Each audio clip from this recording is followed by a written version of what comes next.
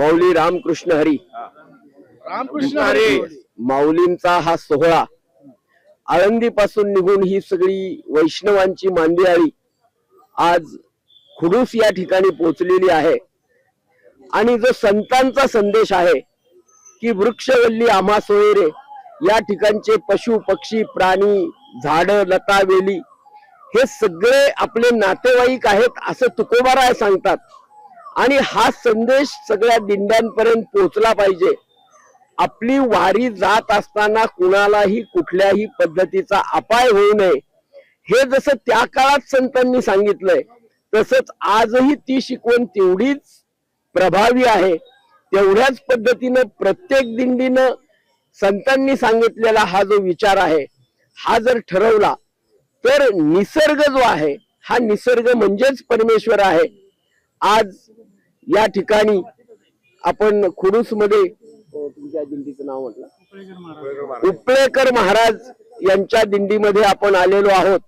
आणि त्या दिंडीचे जे चालक आहेत ते आज आपल्याशी संवाद साधतायत. माऊली रामकृष्ण हरी. माझं नाव संतोष काळे, आपले दिंडी चालक आहेत जाधव साहेब, त्यांच्या मार्फत बोलतोय. की आपल्याला कसं आहे माहितीये का, निसर्गाचा जर समतोल साधायचा असेल तर आपण प्रथमतः जे काही साधू संतांचे विचार आहे त्याच्यानुसारच आपल्याला चालायचं आहे. आपल्याला आपण जो पत्रावळ्या वगैरे वापरतोय, द्रोण वापरतोय, ते सर्व आपण जेणेकरून प्लास्टिक टाळावं आणि जेणेकरून आपण नैसर्गिक ज्या आपल्या पिंपळाच्या पानापासून ज्या पत्रावळ्या मिळतात त्या आपण वापराव्यात.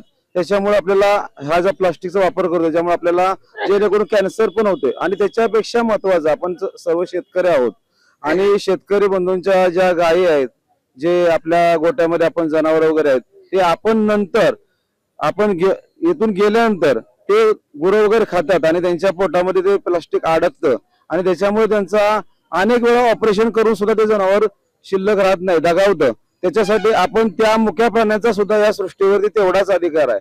जेवढा आपला अधिकार आहे तेवढाच पशु पक्ष्यांचा अधिकार आहे. त्यामुळेच निसर्गाचा आपला समतोल साधला जाईल. त्यासाठी आपण सर्वांना एकच विनंती आहे, आपण निर्मळ वारी करायची. निर्मळ वारी म्हणजे आपण जो घन कचरा इकडे तिकडे टाकतोय, प्लास्टिक, कागद असू देत, कागद चालतील थोडा वेळ, परंतु आपण प्लास्टिकचा वापर पूर्णपणे टाळावा.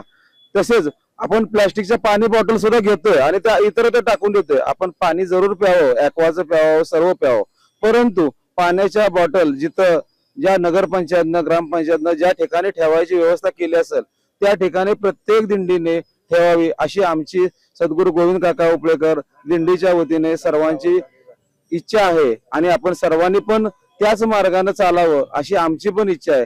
प्रत्येकालाच अशीच भगवंता चरणी ज्ञानेश्वर माऊली काका तुकोबराय सर्व संत मंडळी यांनी अशीच सद्बुद्धी देवो अशीच आम्हाला सर्वांना इच्छा वाटते आणि सर्वांनी त्याचं पालन करावं.